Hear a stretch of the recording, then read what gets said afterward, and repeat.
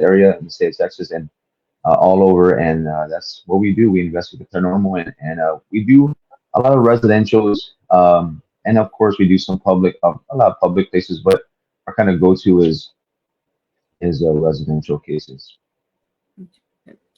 Yeah, I know a lot more and more people are like myself switching away from residentials, but we still rely on people like you to help out Oh with the yeah, residentials when we get people who come to us because we hate turning people away.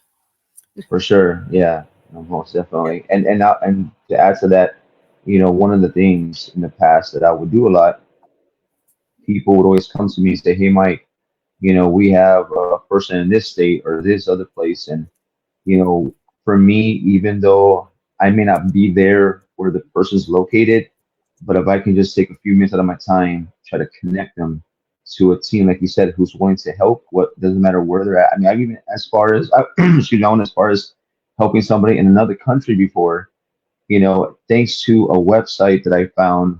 What was the website? I forget what the website's called, but basically this website, if you went to this website, and I have to look at the link and maybe send it to you so you can share with people, but it has a map, the United States, and it has like other countries. And you click on those, whatever the country or state you're looking for, a city, and it will list all the different teams in that vicinity. And so Hmm. whenever people come to me and I couldn't come to them personally, I will go and do research of like, hey, there's a person in your area who needs help. Do you mind helping? And I will keep going. So I would find somebody and then boom, connect them. Hmm. Yeah. And it's, I mean, that's why I like doing the show because I get connected with so many different people. And, Hmm. even with websites like that out there that are great, it's, you kind of develop your own, this is dating myself, but your own little Rolodex Yeah, for sure. No. teams you could reach out to. Yeah. Yeah, I do know I find myself often reaching out to Bishop Long because he knows a lot of people. So if I Oh find yeah, something in yeah. the area that I'm not familiar with, I reach out to him and he gets them hooked up with someone. Yeah, I seen him on TikTok when he reviews, I guess, uh was it viewers send him videos or recommendations on what to like check out, and he'll review them live, or not live, but he'll make snippets of videos. So that's pretty cool. Yeah, yeah. No, he's a good guy. He's been on my other show quite a few times. But Lee, thank you for joining the show today. Super excited to have you here. It looks like you woke up in time to watch it today, or you actually set your clock for it because I know she's always coming in at the end saying, "Oh darn, I missed it." But with the time changes, a lot of people have been missing the show, and also with WLTK no longer being up, which is a bummer. But everything moves on. And I know you had mentioned, and actually on other shows, you've mentioned that you got into the paranormal field because of an experience through a Ouija board in your home. Right. That someone brought it into the home, and I kind of want to know because a lot of people always say, don't use Ouija boards, and not that I use them, but I truly am a firm believer that if you know what you're doing, as with anything in the paranormal, you are 99% okay. There's always that risk. But about how Right. many cases do you get that involve Ouija boards, and kind of what kind of advice do you give people who deal with them? For me personally, when it comes to Ouija boards, I mean, I've been doing this since, let me see, 2008, taking on cases. And out of all the years that I've been doing this, I maybe had like two cases that had to do with the possibilities of Ouija boards being used, or, being, I guess, around in the home that they found. Maybe two cases, which is not a lot. But, what I tell people is, like, kind of like what you mentioned, if you have that knowledge and you know what you're doing, you may have the possibility of being okay, but then you have that 1% chance that something can go wrong. What I tell people is it comes down to intention, right? At least in my opinion. The intention, Mhm. why are you using it? What's the purpose? Are you a paranormal investigator? Are you this enthusiast who just saw it on TV? I always tell people, whatever your intentions are, be careful. Like they say, be careful what you ask for. I'm not saying that everything is spooky and scary because what you see on TV and shows and movies and stuff. I'm not saying that, Mhm. but you have to understand that we as individuals in this field, we only know based off our investigations. We know based off of other people's experiences, but that's where to me, it kind of ends because, and this is just my opinion, none of us truly know how the other side works until we get there. One day we cross that veil, we get to that other side. then maybe we'll know more. But still, since it's so, we haven't reached that point where we've had a breakthrough where, like, okay, this is exactly how it works. I always have to tread very lightly and be careful because, when you open yourself up to use these things, and not just Ouija boards, but I tell people, I don't care if it's an app, I don't care if it's a Ouija board, I don't care if it's a recorder. The moment the intention is there to open yourself to communicate, you have to be careful because you never know what might come through. And even we, as experienced individuals in this field, we go years upon years of collecting data, knowledge, information, evidence. But again, there's always something new being learned in this field. So I always tell people, be very careful, tread very lightly. Even though we think we may have X amount of experience, like you said, there's only that 1% chance that something can go wrong. So just be very careful and be prepared because you just never know. But if you are watching and you want to try it, try at your own risk, but just be very careful because the last thing you want to do is become that victim, and then you're there looking for help to try to get out of that sticky Mhm. situation. That's just my opinion, though. Okay. And real quick, Sam says hello. Thank you, Sam, for coming to the show. I'm super excited to have you here. And if anyone has any questions, feel free to ask us. We are more than happy to talk about anything you guys want to talk about that's paranormal related, or heck, even if you want to talk about the weather, just let us know. And Channing says, "Hey, love, I love you. I think you know her." Hey, my love. Yeah. Shout out to my fiance, and she I actually was has hoping her you own. knew her. Yeah, it's one of my secret admirers. And I'm just kidding. No, she I was she gonna say, if has you she didn't has know her, I opened a whole can of worms for you. no no no no. She has her own paranormal team in Temple, Texas called Black Cauldron Paranormal. So shout out to my lovely lovely fiance there. Okay, well, make sure she reaches out to me. Would love to have her on the show if she's available in the morning. If not, I also For have sure. opposite. I mean, we still have Ghost Education 101 on Wednesday nights, but opposite nights of Ghost Education, I am host a show with Joe Frankie now. Oh, nice. That's awesome. So, yep, Yeah, yeah, we've yeah. been You doing got it you for a got to while. pick her brain. She's awesome, and kind of like what we talked about earlier off air. We're talking about the this recent case that I got invited to be a part of. Um, what was and if you don't mind me talking about that for a second, is it okay? Mhm. Oh no, go talk about whatever you want to talk Oh, about. okay. So another shout out. There's another local team here in Texas called Shadow Path Paranormal. They're out of Round Rock, Texas, and they're about maybe 2 hours away, maybe from San Antonio. And they reached out to me and they were like, "Hey, Mike, we saw this. Someone made a post on the paranormal groups on Facebook and about seeing shadows. These shadow people were with red eyes in their home."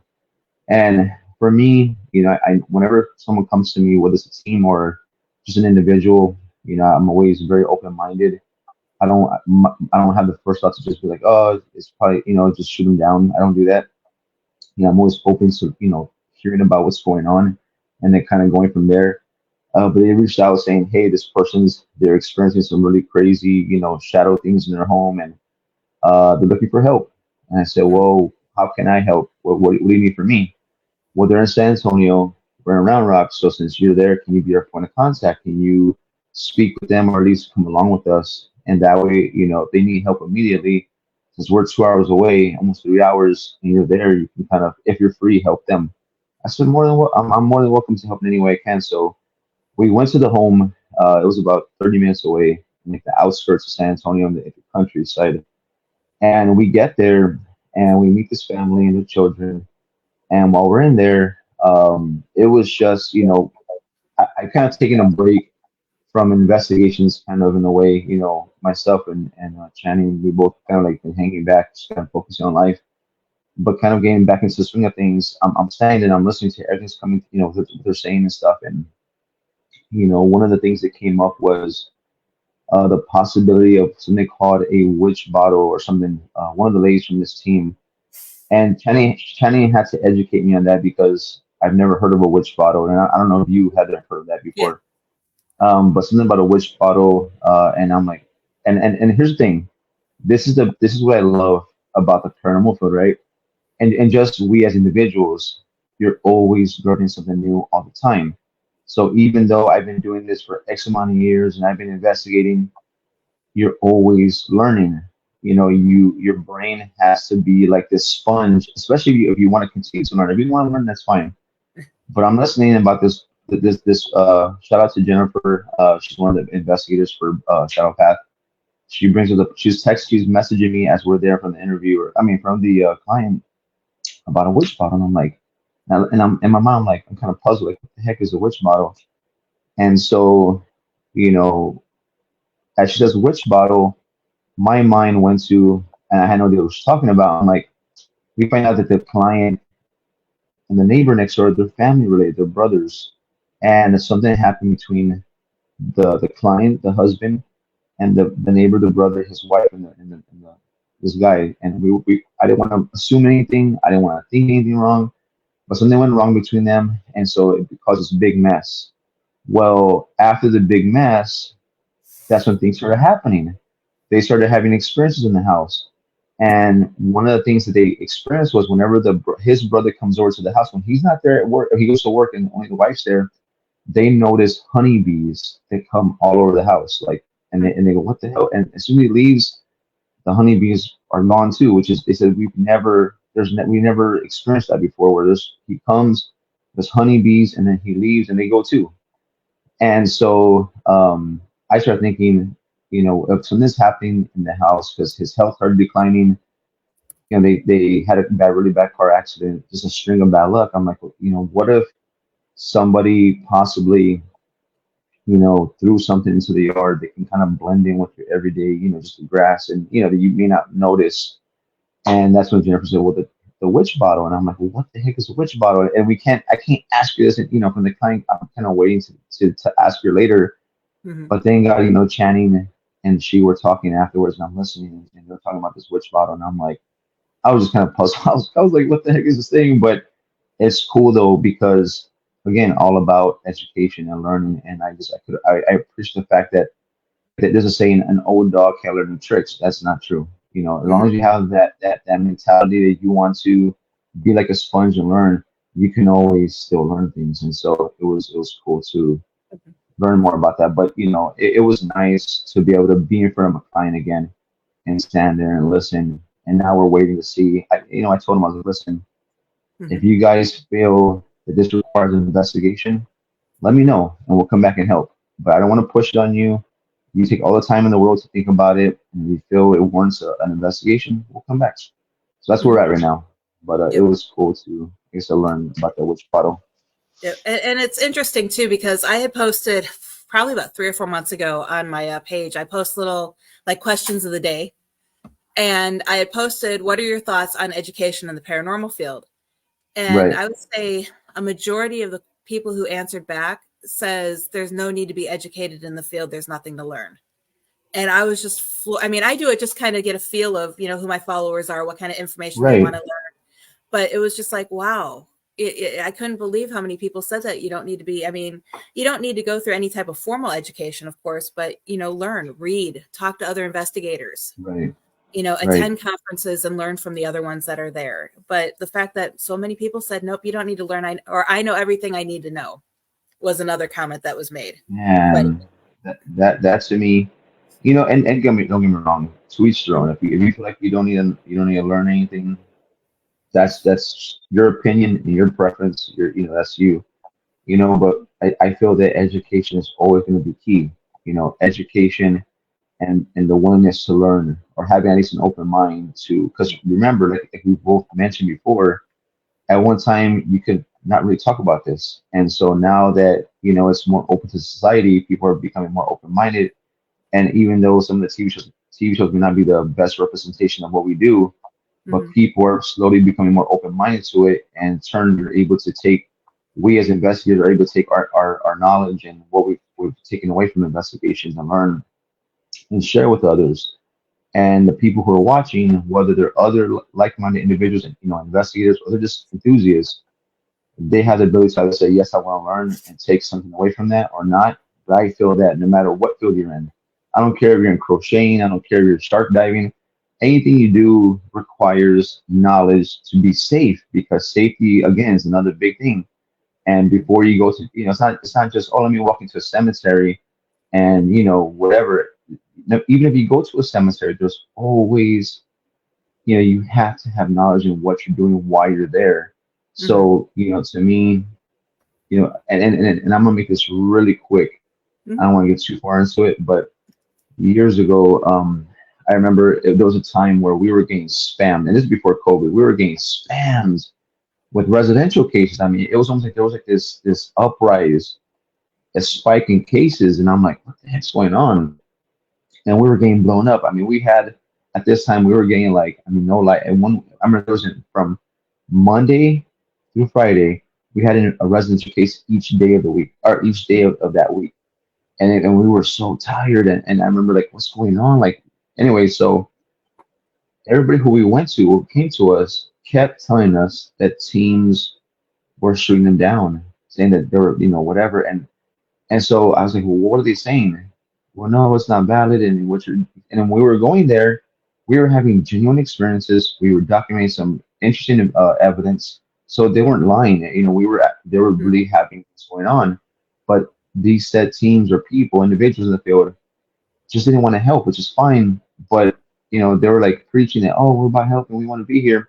But the point of why I'm saying this is, I made a post and I said, look, if you those, I'm throwing, I have a rock in my hand, I'm throwing it. I'm like, and if it hits you, it's time to hang up your head and move on. I said, if you feel that you reached a point in the field where you no longer have to learn, or if you feel the need that you don't want to help, that's fine. But if you don't want to learn, then you need to hang up your head and move on and find something that you are wanting to learn from. And Hmm. people, my inbox being blown up. Are you talking about me? Are you talking about me? And I'm like, did you see any names? Did you see anybody being tagged? But if the rock hits you, then maybe it's time to evaluate things. So for me, if you don't want to learn, that's perfectly fine. Hmm. No, no, no, I mean, I'm gonna sleep good at night. But for those who do want to learn, education, don't ever get tired of that, because in this field, it's you're like myself. I've been doing this for so long, and then here comes this witch bottle, and I'm like, what the heck? I'm kind of like, and I'm sitting there kind of like the whole time instead of focusing on the client talking, and my mind just the gears are going. I'm like, witch bottle, what the hell is that? And so it's like, again, there's always something new to learn in this Hmm. field. Yep. Yeah. It's always interesting that, I mean, you also need to know when, you can't handle something. Oh yeah, You yeah, need to know when something's over. I don't want to use the word pay grade, but similar to that, over your, experience level. So, I mean, like if you've never right, dealt with anything demonic or negative, you hmm, need to know when to get out of there and who to call. right, yeah, and I agree with that 1,000,000%. We had a case years and years ago, where it was a young lady. She was going to this university here locally, and that was our first case that it had the like the signs of being a possible like oppression or possession kind of in a way because of what was going on. And she had been a rape victim that I had just found out in that moment. She of course survived. She was having abilities that she had no idea she had, and things had been going on in the location itself. So it was like a bunch of contributors that were leading towards what she had happened. And at that point, I was stumped because what started happening to her, she started going, like, it literally she was about to pass out, and then we're all sitting there or standing there. I'm about to go live on Facebook to kind of share what's going on in this situation, and I hear a little boy laughing, and I don't know. I'm like, what the hell? Like, there's no children here. This is like an apartment complex that's, I guess, kind of dedicated to the university students. Hmm. And I'm like, there's no children here. Nobody has children here. And when I get closer to the sound, it's my client on the floor, hyperventilating.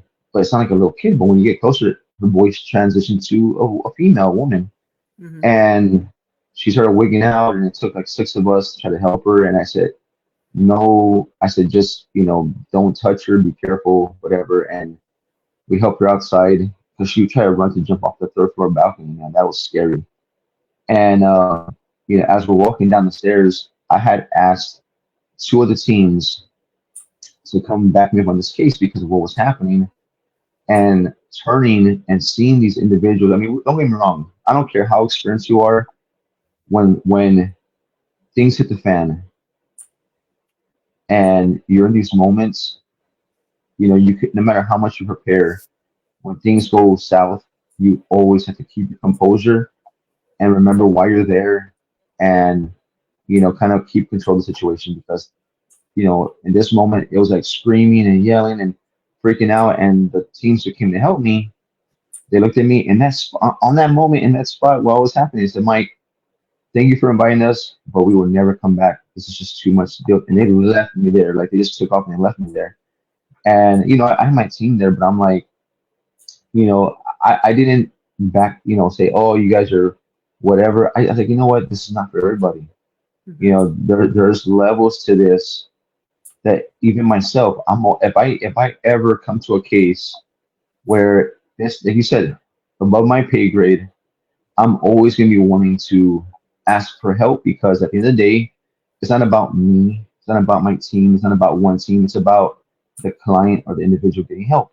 That's it. Mhm. It's not Yep. about, oh, this is my client, and if I can't help her, no one's going to help her or help them. It's not the way it works, man. Mhm. You got to take your ego and your pride and all that stuff and throw it to the side, because at the end of the day, someone's going to get hurt if you're not careful. And even yourself can get hurt. So you have to know when enough is enough, and Yep. be willing to look for help.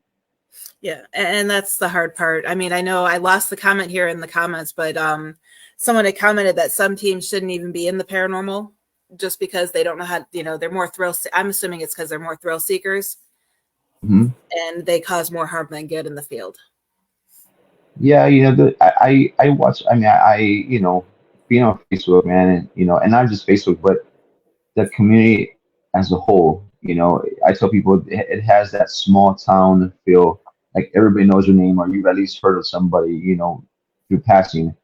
And I see a lot of things that go on, and I hear about things, and Mhm. I stay in my own lane. I try to be there to judge. I never, I don't judge anybody, man. It is what it is. People, the beauty about this field, though, is that everybody or anybody out there can approach it in Mhm.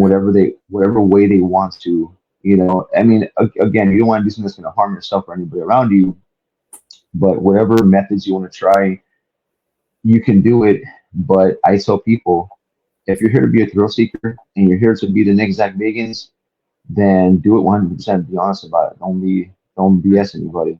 If you're here because you want to be like the best, you know, uh, educator or whatever it is you want to do, be the best you can at that, and don't ever shy away from it, or don't ever let anyone change you from that. But don't sit here, preach one thing, and then when it comes down to actually doing it, you're like, bye. Don't do that with me. Yep. Yeah, I actually left two teams in the past because the other team members. I mean, we'd be sitting Right. down with the client interview, and not even there 5 minutes. Oh, you have a demon in your house. It's like, Oh no, you man. don't. It's Yeah. and that, but that's what a lot of teams are doing, and all of that stuff. So, and like, before we get to some other comments that we have, I have flagged to go through. The field isn't made for gain fame or publicity. Is made to help others and bring awareness. Exactly. And then Hmm. Sam says knowledge is powerful.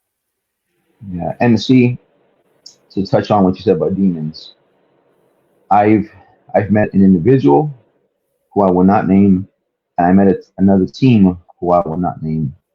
But both people in the team, these individuals came to me. One of them told me that this family was being plagued by, I guess, they really claim to be a demon. They gave information to this team. I mean, the team gave information to his family about it being demonic, and there was no helping them. Well, the family ended up doing like a suicide, and they all died.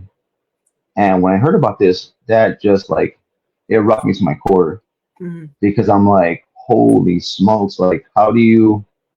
And for me, when people come to me and say, "Hey, Mike, I don't care if it's oh, they think it's poltergeist or whatever they think it is," I always ask, "How did you come to that conclusion?"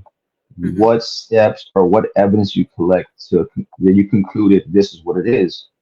And I'm like, I go, how did you get, what, where, I mean, I'm like, I was just kind of like baffled. I'm like, how do you, I go, this family, they're gone. Like, and then another person came to me and said that because they were a medium, that they can tell that this woman had a demon on this person, and there was no helping them. And I'm like, what? So what did the person do? They shot themselves and killed themselves. And I'm like, I'm sitting here and I'm like, I mean, forgive me, God, 'cause I know what to judge. You know what I mean?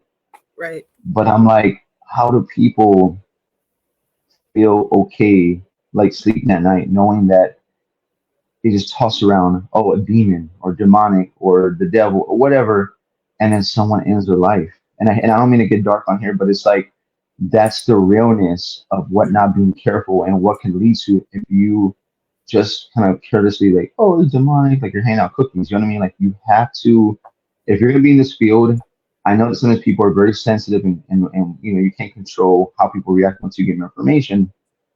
But to me, I'm never going to give somebody, oh, this is what I think it is until I 100% have proof right here in my hands.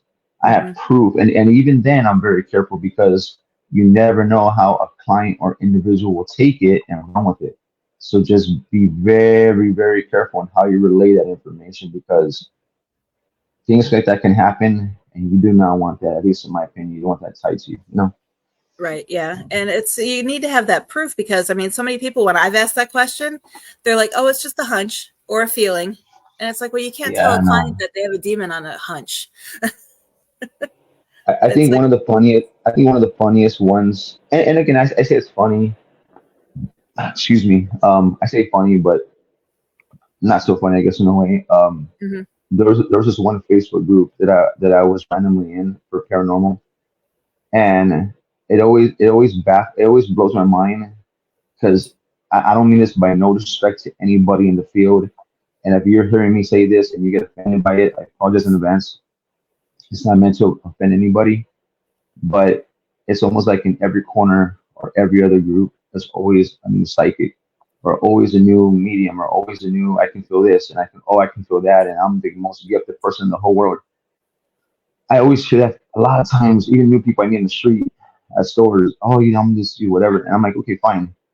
Um, but man, what was I gonna say? I got lost there. Oh, okay, so I remember now. So I'm in this group and this woman out of Laredo, Texas, she had installed some secure, like this wireless security cameras in her home, and on video, she could see her phone laying there on the counter, and it was like this really bright light kept flashing, in the kitchen, and people were like watching this video, and I mean, this had like hundreds of comments. I mean, like 400 comments or something and people are like, "Well, I'm a psychic and I'm a medium and I'm very sensitive, and it's this old man and it's this and I mean they're going on and on and on about it's oh it's this and it's that and it's an entity and you better get your house cleansed. And people are like, oh you need to move out and move away.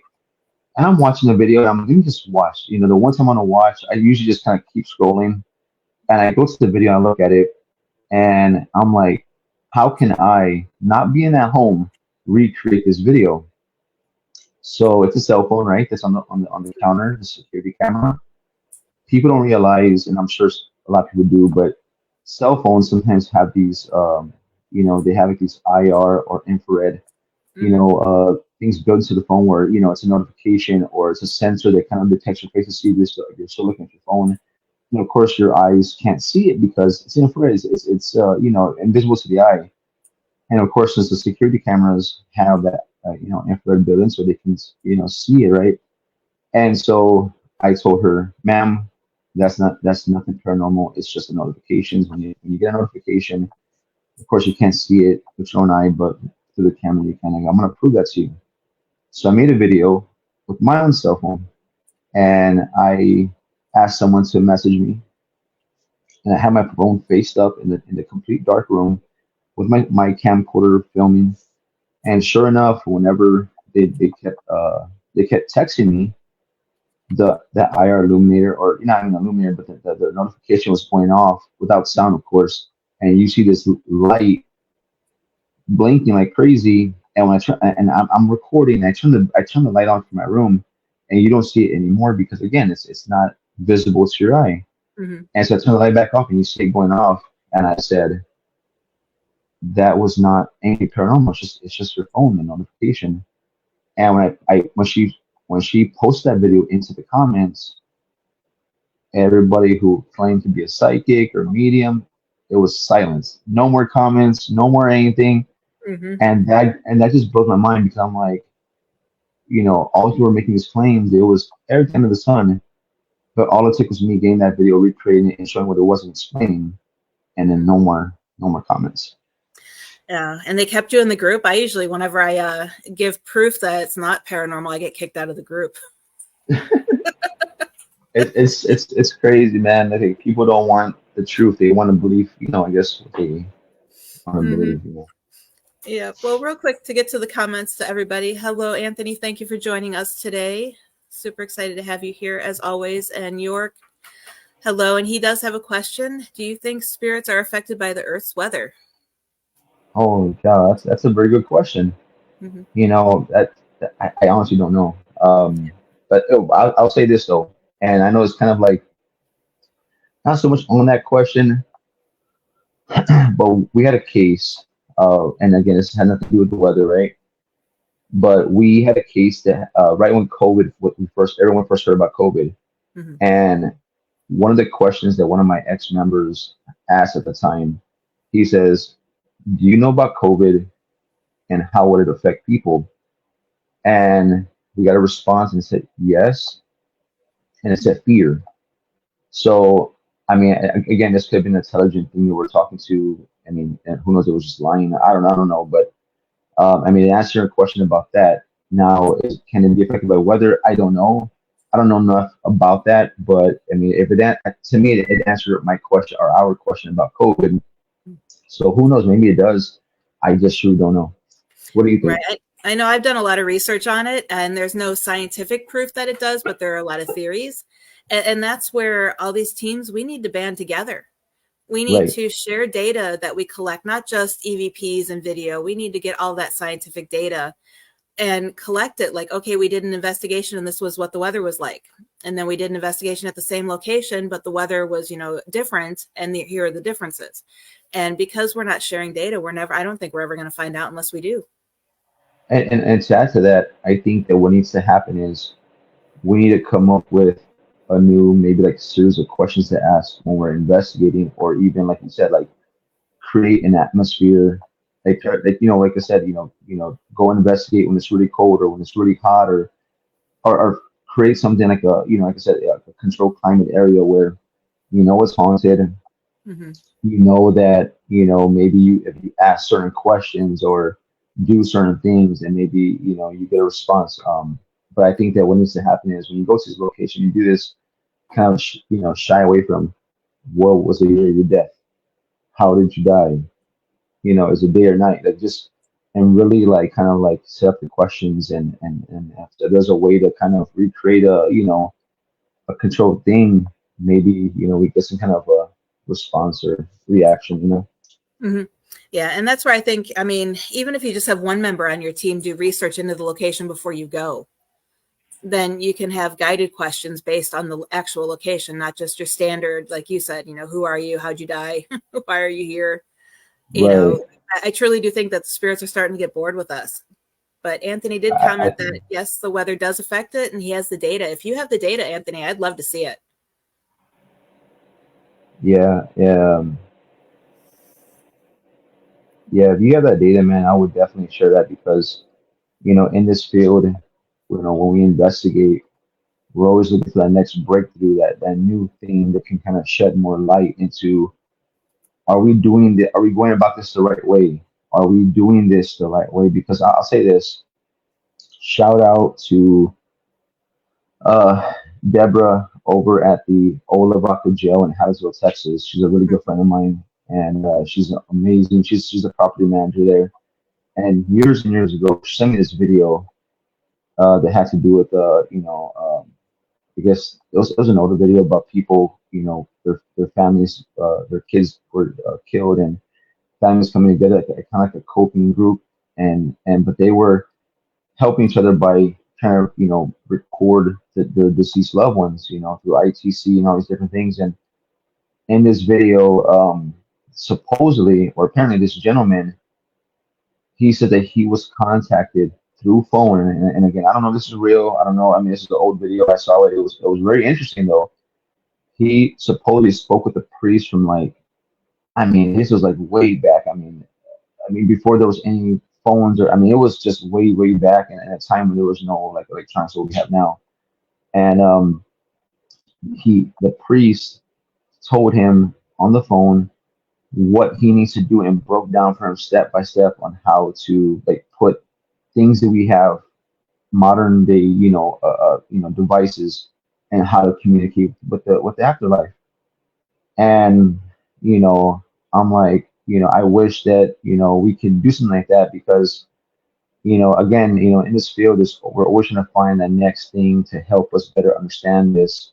And if there was a way to do that, man, I would be all for it, because at this point, it's like, we're all just kind of basing our thoughts off of maybe what we experience or others. You know what I mean? Mm-hmm. Yep, exactly. And then more from the comments, because actually it's been a busy morning. Thank you everyone for chiming in. Happy to have you all here. Hello, Texas Wraith Hunters. Oh, I can't even talk. This cold is killing me. Irene is here from Tokyo, Japan, in the World of Ghost, Paranormal Japan, Anubis Paranormal Japan chapter. And I actually am going to be having Chris and Anson on the show again. So Irene, I'd love to have you on as well. So make sure you reach out to me. Anyone else watching, if you ever want to be on an episode of the show, just reach out and let me know. And then she also said that she does cauldron cooking with the paranormal. I have got to see that. So make sure you send me the link for that one. That one sounds interesting. And then Sam says, do you think that if we know history of a known location, does the evidence go along with that story, or do we just assume it does? That's a good question. What do you think? I think it can help guide the investigation. So, of course, then if you're guiding the investigation based on what you know about it, but then again, it also goes into the hard part of, self-manifesting. One theory that I did in one of my books for ghost towns is, do we go to these ghost towns and envision that this is what the activity other people have said occurs, and then we experience the same thing? Are we self-manifesting it? So that's a tough call. That is, because, like you said, you have this prior knowledge of, because we as investigators, when we go to a location, we pretty much ask probably every question under the sun. You try to ask questions that are relevant to the location, and then you ask things that are not so relevant, like, what's your favorite ice cream? It's just always random questions that are kind of silly, but you just never know what may get a response, right? Like I said earlier, shy away from how did you die, what year is it, all those things. But it's like, when you go to a location, yeah, sometimes it helps to know information, but especially, if it's a historical location, names that are recorded, people who were once there, and maybe people are still roaming the location. Who knows? But yeah, that's something that can help, and sometimes, maybe not Yeah, so I know much. my son on an investigation, he asked if the earth was round or flat and if a tomato was a fruit or a vegetable, and he got answers. Yeah, see, you never know, man. It's like you think that, okay, I've asked all these questions pertaining to his location, and then you ask the most left field question. You're like, and that's the response that you get. Yep. And then a few more shout outs to everybody. Sydney, thank you for joining. We're happy to have you here with us. And then Scott Lee Bauer is here from Ghost Trackers UK. Thank you for joining today. Kenneth Torres, he's been a guest on the show several times. Hey, let us know how you're doing, everybody out there. Drop in and say hello. Scott says, very interesting topic, letting us know that he's there. And then before I move on to a question that we have, JC McDonald McNeil says, hi, everyone. Now, this is one thing that I know we talk a lot about on different shows and everything, but being respectful. Irene says, I educate people on how to be respectful when you go into a haunted house or place because investigators don't always know what to say to the spirits, and the spirits get mad at them for invading their privacy. So many times I see so many teams on YouTube going in being completely disrespectful, even just to the location. I've seen teams trespass, damage property. What are your thoughts on that? You know, we're all about respect. You know, at least me, I can only speak for myself. I mean, Mhm, my team, you know, others quite, you know, the small circle of people who I'm close with. You know, I always tell people, I'm like, you know, when it's like you and I, Heather. If I went to your house and I came up with a complete, excuse my language, a jackass, are you gonna talk to me and like get the hell out of here? You know what I mean? Like leave. You know what I mean? So to me, mhm, when we go to a location, you know, you have to go with the utmost respect and understanding that, you know, we may be from a different time period. You know, who knows mhm, how they conduct themselves in that time frame versus how we are today. You know, but always go with respect, even if they give you attitude or get out of here or whatever.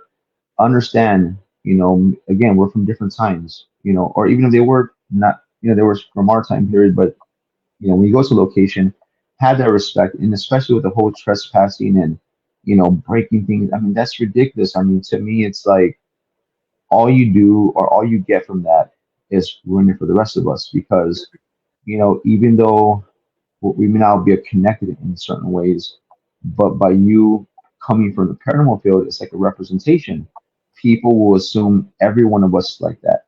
So if you go acting like a complete a-hole and or you know you being disrespectful, then when someone really needs help, or let's say that there's a beautiful historical location out there that you know that you can go investigate, they're like, ooh, I don't know if I should because the last individual came, and they started breaking stuff, or you know, they started you know provoking and going crazy. I don't know if I should ever allow this again. So I would just say, you know, in those situations, for those who like to live on the edge, or you know, be the you know rebels or whatever they want to be labeled as, you know, just reconsider because you know not only will you be affecting yourself, but a lot of people who want to come after you. So I'm definitely against that. You know? mhm. Yeah, I know out in Nevada there was one team, they actually filmed themselves. There's um shoot, I'm drawing a blank on which town it was in, but it's over by Betty. And they a lot of the buildings you can go in and explore, but there's a couple of buildings that are chained off that you can't actually go into because it's dangerous. And Right, they're doing it to try to protect people in addition to preserving these locations. And the team actually filmed the other members stepping over the chain with the big do not trespass or do not enter sign. And they ended up getting in trouble because someone turned that video in to the right, sheriff's yeah, department and they were able to track them down and they all got in trouble for that. So it's not even just getting in trouble. It's, right, you yeah, know, no, for sure. Yeah, you have to be it, careful. You do, yeah. it's, I mean, to me, that's just terrible because I mean, you could, excellently, I mean, I know when we investigated inside the mines, we did it with either the owner of the mine who knew the area well and what areas you could and couldn't go. But there is a big push in Nevada for people not to go into abandoned mines because there's one we went into that we were told don't go down this corridor because it's a bottomless pit. We don't know where the bottom is. Oh wow, And so, but and so whenever we did go into the mines for filming or research, we always had someone who knew it, right, guide us through it. We never just said, hey, oh, look a mine, let's go in. But so many right. people go in and get lost. Yeah, you have to be careful because you know, don't get me wrong. I mean, there's so many, I'm sure, beautiful places that are untapped or you know, no one's touched. You know, at least not us. And you know, there's so much you know really cool places, but you have to be careful, man. Like I said, safety is always going to be number one. You know, Mhm. and but like I said, people out there who are watching, and if you know you're, let's say not you know you're not really a part of a team, you're kind of solo, or you kind of just float wherever, you kind of go where the you know wherever things are at. Just you know be mindful of not just you know your safety, those around you, and also you know when you go to these places, even though you may not be a part of any set team or you know set team, but you're still representing the field, and so be very careful because you know, you don't want to, number one, get hurt. Also, you don't want to misrepresent the field, and someone others trying to come, you know, they're like, nah, I don't want to. You know, we're going to do this anymore because, like, for example, I was talking with Channing, and we were talking about this location in the East Coast somewhere. I forget the name. It was, I don't know, it was Penhurst. It was some place that she mentioned to me, or somebody mentioned to me that Ghost Adventures went there, and they act, and everybody knows he sees Zach Bagans, he acts the way he acts. He's mastered that art of whatever for TV, Hmm. but Yeah. he misrepresented the place, and because of that, nobody's allowed to go back anymore, or Mm, do events there, and they got really pissed, and I don't blame them for that, you know what I mean? But again, I was like, and he's a big name, so of course he's gonna have mhm. more attention on his eye or with him, but even us who are not TV investigators, still, if you can do something potential like that and just ruin it for everybody else, and you don't want to Mhm. do that. Yeah, and unfortunately, that can go in a whole bunch of different. In Vegas, we had trouble getting the locations because that's where he's at, and Oh, it's and he knows it's entertainment. But it's just one of those things that we had trouble. They're like, no, we don't want to be. And Vegas was very peculiar because a lot of their travel industry comes from religious people of religious backgrounds that don't go into haunted right, locations.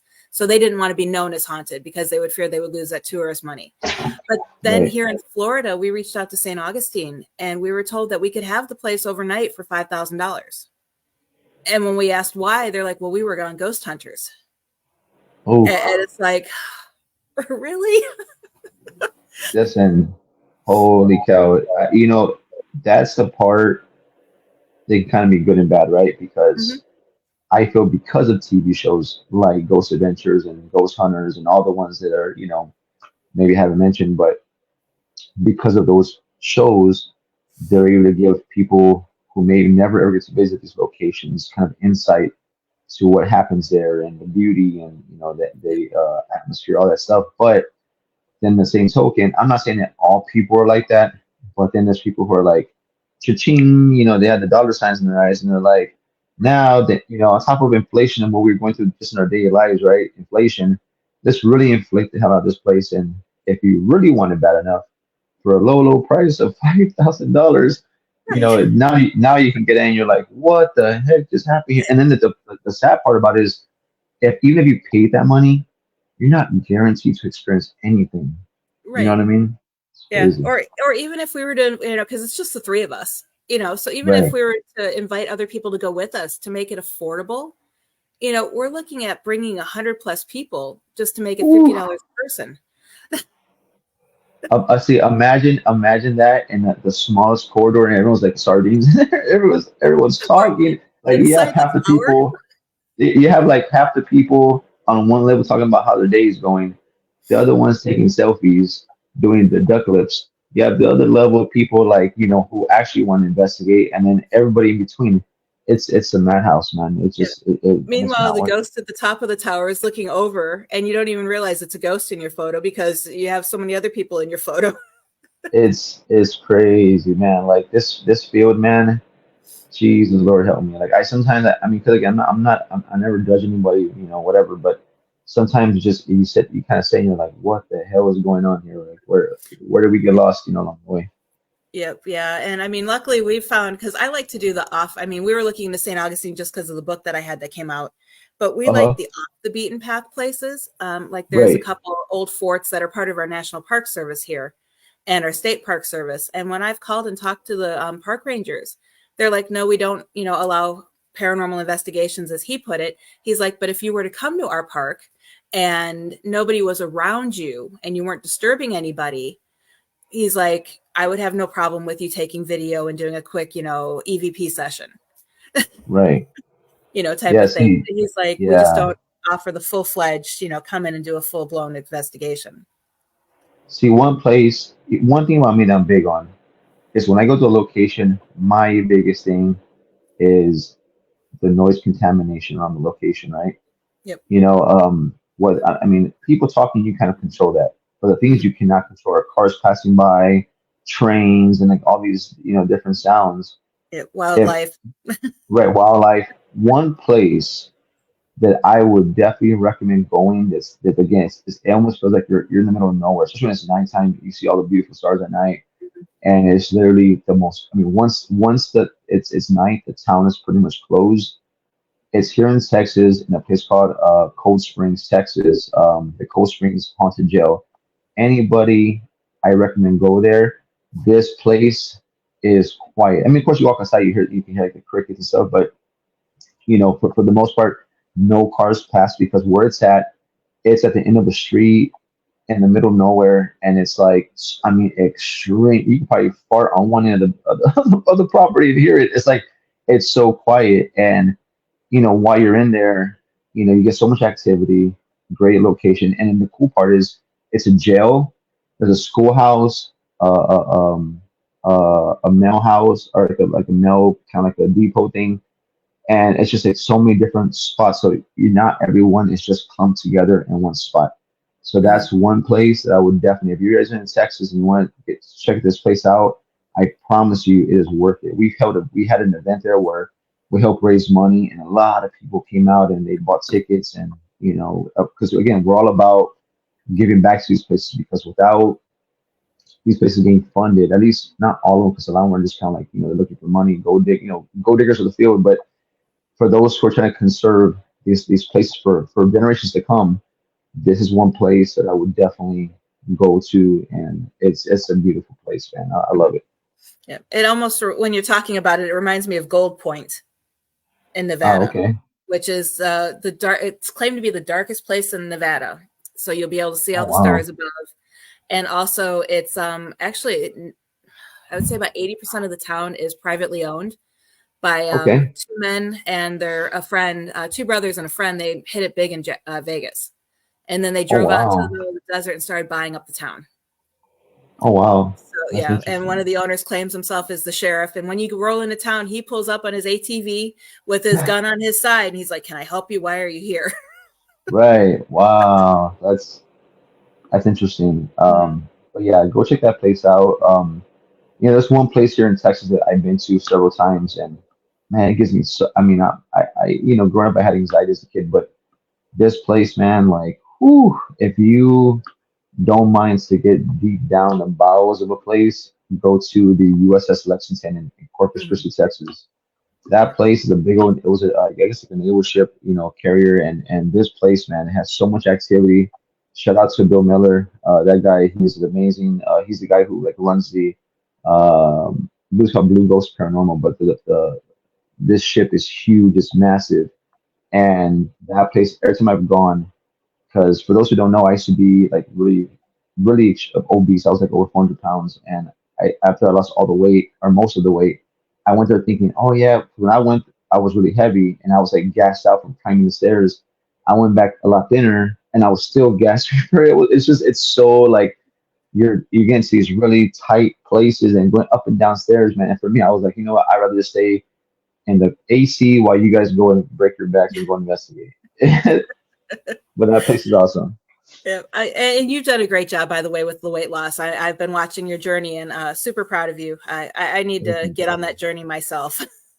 Thank you. Yeah, I've had my moments where I fell off the horse, but I'm trying to get back up, and I keep pushing myself. But yeah, no, definitely there's so now that I've had kind of had this break, or we've had this break, it's like I was with Chang, we were pretty much all together every weekend and stuff, and I'm like I had that itch, man. She's like, what itch? I go to go investigate. Like I miss like really being out there, so we're like slowly getting back into the swing of things, and hitting up as many places as we can. So I'm looking forward to the future and what's to come. Cool, cool, perfect. And we do have one last question that I want to touch on. But Irene did ask that when you talk or you feel it, or what do you say when you can't talk or tell people, anyone, about what you do? She gets people telling her all the time that she's cuckoo, and she knows she's out there, but not cuckoo. You know, here's the thing. For me, I've always used the paranormal as a means to kind of like, break the ice with people or like a conversation starter. And I was doing lifts for a while where I was driving people around, picking them up. And to not have that awkward silence, I would always say, how's your day? The real typical, like, hey, how's your day, whatever. And then whenever I would be out, I would say, oh, I have an investigation coming up. Like, investigation? What do you do? Are you a police officer? I'm like, no, I do paranormal investigating.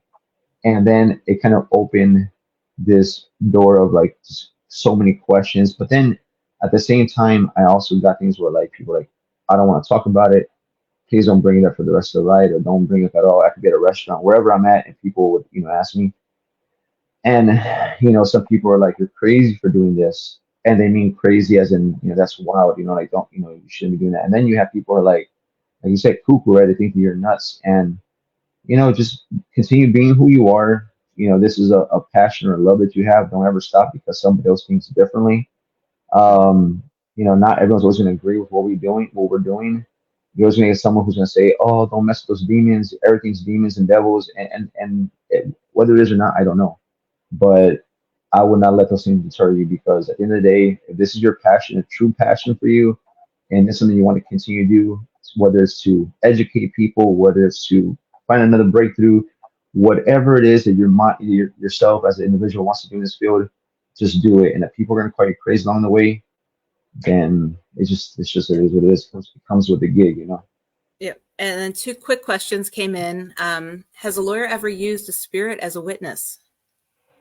I've I don't never know, but heard of it. I know people have tried to make the paranormal a defense, but and I don't think anything as a witness, but one thing I did see, and it's one of those daytime TV shows. I forget what it's called. It was like this lady. I guess it had to be in the East Coast somewhere. I forget what her name was. She had like reddish hair. She looked like a Latina lady, but I forget what her name was. But anyways, on that court TV show, someone came in about they're getting sued. They're trying to. I think the renter was suing them, and they're like, "Why haven't you been paying?" And she's like, The renter didn't tell me the house is haunted, and we've been experiencing things." And I'm like, "What?" And I was like, "What the heck?" And so, I mean, I've seen that, but never again as a witness. right. And then Sydney wants to know, based on people not wanting to talk about the paranormal, do you think it's because they believe that they'll bring spirits out? Wait, ask me that one more time. I'm sorry, I couldn't hear you there for a Yeah, second. this goes back to the not wanting to talk about the paranormal. Sydney wants to know if it's because they believe it'll bring the spirits out.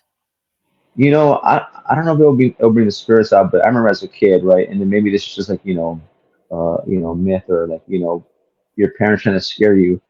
But I remember being a kid. I've always enjoyed the aspect of talking about like ghost stories, and now being able to share my experience with people, and listening to others in the field, or just people who've had general experience with the field. But when I was a kid, my mom would always say, "Don't talk about that stuff, because the moment you talk about it, you invite it to you." And so I think that, you know, I mean, it could be a possibility. I don't know. I don't know if it's just, we're trying to be scared as kids. But I think that, you know, the power of manifestation, as far as like you speak things into existence. So maybe there's a possibility that if you talk about it, a said thing, like let's say you're whether you're at home or at a location, and you're talking about the said thing that you're there for, maybe it'll attract them. I don't know, but it's a good question. Okay. Yeah, she actually commented back. She said that was for Irene, but she said your explanation is cool too. Oh, okay. So, and Greg's joining a little late, but hey, Greg, thank you for stopping in. And thank you everyone for watching today. Thank you again, Mike, for coming on. It has been a great conversation as always with you. I don't even plan notes when you come on the show because we end up filling up time just chatting back and forth. Right. That's me. If So, you want to just chit chat, I'm here. right, exactly. And I'm sure I'll have you on again later this year to talk more about what you have planned and what you have going For on. sure. But can you just let everybody know where they can find you? Yeah, you can go to our Facebook page, Midnight Paranormal Society. Also have TikTok. You can type in at MPS Founder Mike.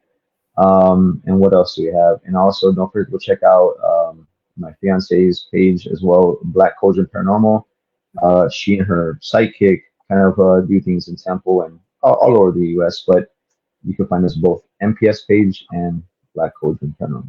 Okay, perfect. And as always, you guys can catch the show live on Tuesday mornings at Exploring the Paranormal Show on Parallax Network 1, and then also on Things Network. We are now airing on both of those as well.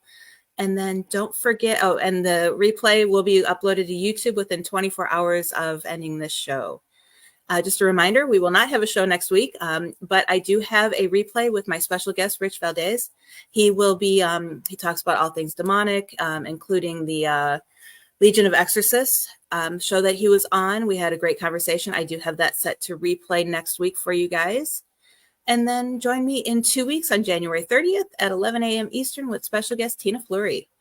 So again, thank you everyone for joining us today. Thank you, Mike. It's been a great conversation. Look forward to having you on again in the future. Everyone have a great day.